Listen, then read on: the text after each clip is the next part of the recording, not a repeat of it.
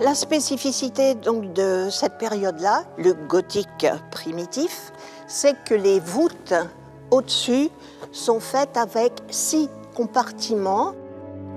Et normalement, ce pilier devrait, puisque vous avez des retombées très fortes, devrait être gros. Or, à Montreuil, la spécificité, c'est qu'elles sont toutes fines. La colonne, elle est monolithe. Il y a une seule pierre qui est engagée comme dans une assiette à soupe.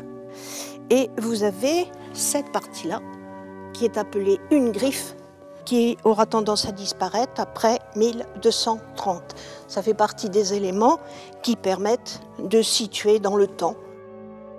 Vous noterez qu'il y a 3 colonnettes qui en jaillissent et qui vont venir soutenir les voûtes. Ce sont des raidisseurs, donc ces colonnes ont été taillées, couchées dans la carrière pour avoir partout exactement la même densité.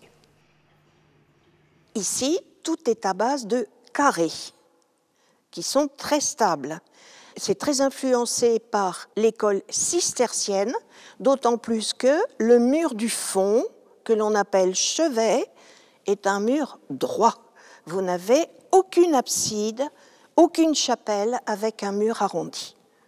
Donc ça, c'est spécial à Montreuil, que ce soit la partie du XIIe ou la partie qui est du XVe, tout est aligné, donnant l'impression d'une grande nef centrale avec des bas-côtés, eux aussi, dans l'alignement.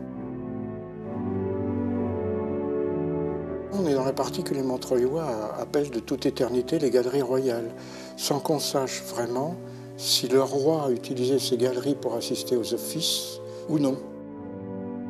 Alors dans la partie qui est du XVe siècle, les gros piliers que l'on voit, infiniment plus gros que ceux du XIIe, des verrières façon XVe siècle.